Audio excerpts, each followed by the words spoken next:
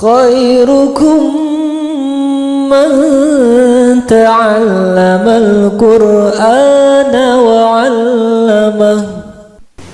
Bismillahirrahmanirrahim. Assalamualaikum warahmatullahi wabarakatuh.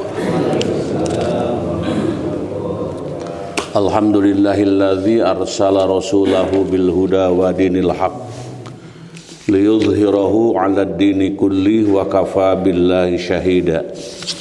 Asyhadu an la ilaha illallah wahdahu la syarikalah wa asyhadu anna Muhammadan abduhu wa rasuluh. Allahumma salli ala sayyidina Muhammad wa ala alihi wa sahbihi ajma'in. Rabbi shrah li sadri wa yassir li amri wahlul 'uqdatam min lisani yafqahu qawli, amma ba'du. Meneruskan bacaan hadis subuh yang lalu. Bismillahirrahmanirrahim. Wa an Khuzaimah bin Sabit radhiyallahu anhu anna nabiyya sallallahu alaihi wasallam kana idza farago min talbiyatihi fi haji au umrah sa'alallahu ridwanahu wal jannah wasta'adha bi rahmatihi minan nar. Rawahu Syafi'iyyu bi isnadin dha'ifin.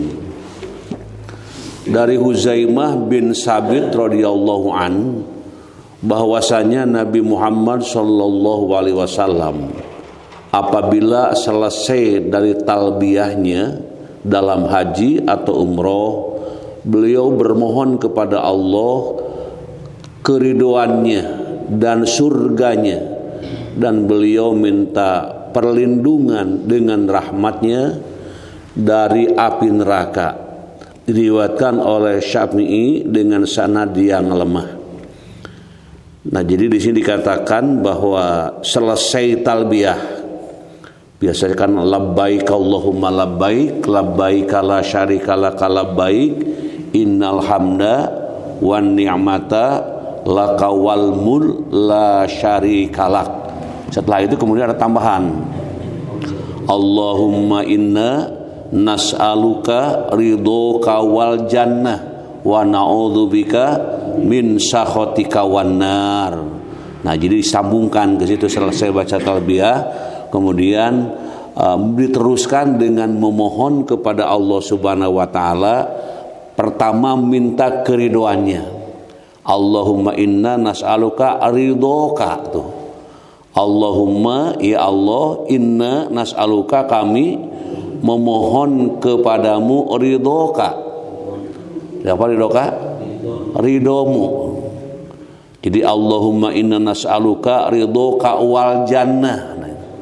Jadi minta diberi jalan ataupun diberi peluang untuk mendapatkan sorga. Jadi Allahumma inna nas'aluka ridhoka wal jannah, dengan keriduanmu. Terus susunannya apa?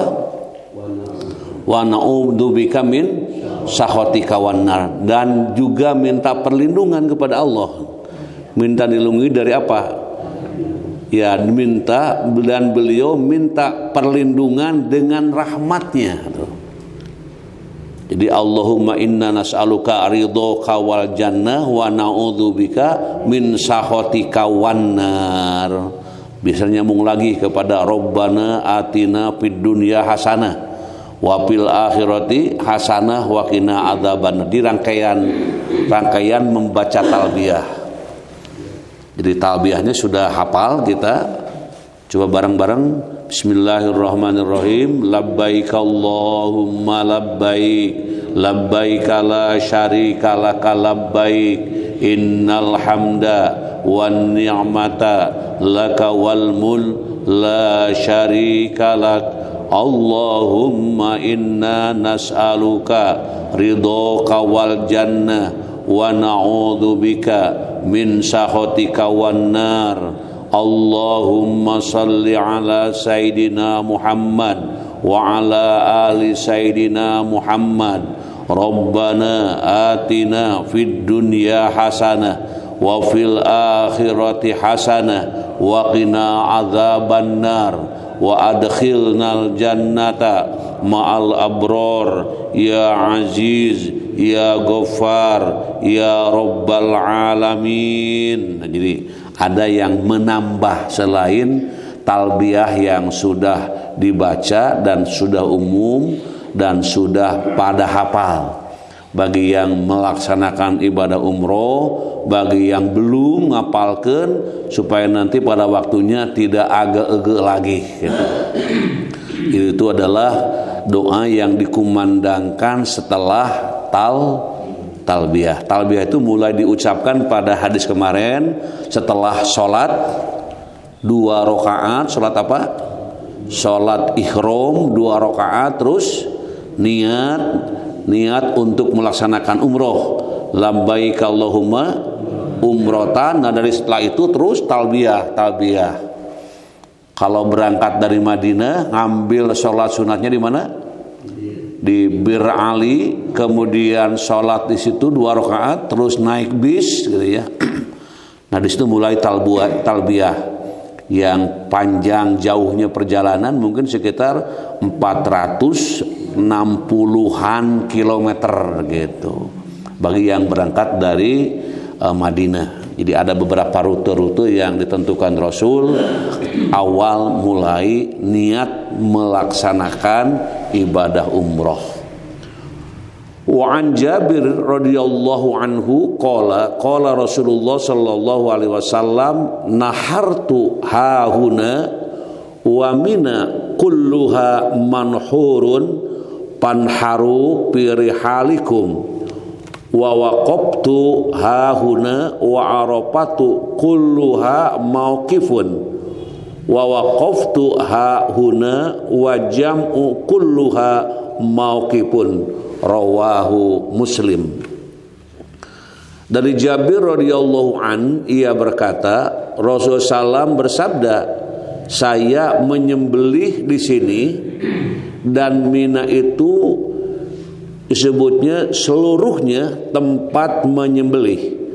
Hendaklah kalian menyembelih di tempat-tempat kalian berhenti, dan saya wukuf di sini. Dan Arafah seluruhnya tempat wukuf, dan saya wukuf di sini, dan Muzdalifah seluruhnya tempat wukuf. Diriwayatkan oleh Muslim, rawahu Muslim. Nah, di sini hadis yang dibaca yang kedua, kata Rasulullah SAW, saya menyembelih di sini.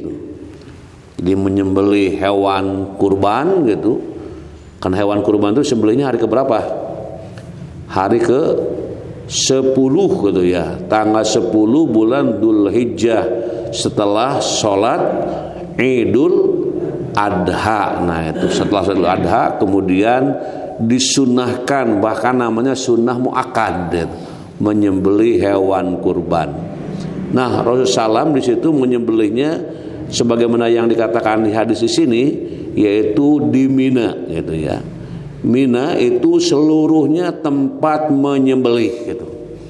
Memang di situ ada tempat yang diberi tanda oleh kerajaan di mana proses penyembelihan Nabiullah Ismail oleh Nabi Ibrahim alaihissalam itu ada di tempatnya, dan itu ke gunung gitu ya.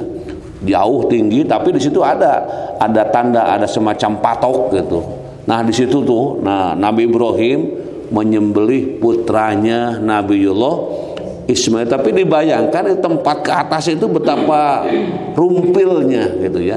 Zaman sekarang rumpil, apalagi zaman dahulu bagaimana itu naiknya di situ melaksanakannya gitu. Nah, itu Mina itu tempat menyembelih gitu. Dan hendaklah kalian menyembelih di tempat-tempat kalian berhenti. Nah, di mana saja di daerah Mina itu, di situ menyembelih. Dan saya wukuf di sini, dan Arafah seluruhnya tempat wukuf. Bahkan ada penjelasan, kita hadisnya mungkin belum ketahuan nanti. Arafah itu disebutkan ibarat ya apa namanya itu kandungan, apa bukan kandungan, jadi rahim, ibarat rahim gitu.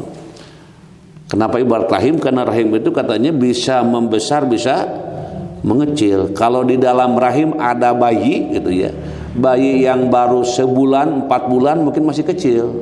Tapi kalau sudah 5, 6, 7 sampai 8 bahkan 9 itu, maka si rahim bisa membengkak, membesar, meluas. Nah, ada yang menerangkan Arafah juga begitu katanya. Arafah sudah ada tanda tanya di sini gitu ya. Atau Mina di sini. Nah itu. Nah, menurut keterangan, tapi nanti dalam kitab Ahwalul Makkah itu bisa memberikan peluang kepada siapapun yang datang pasti akan bisa duduk di Arafah, bisa duduk di Muzdalifah, bisa duduk di Mina untuk mengambil prosesi perjalanan ibadah haji.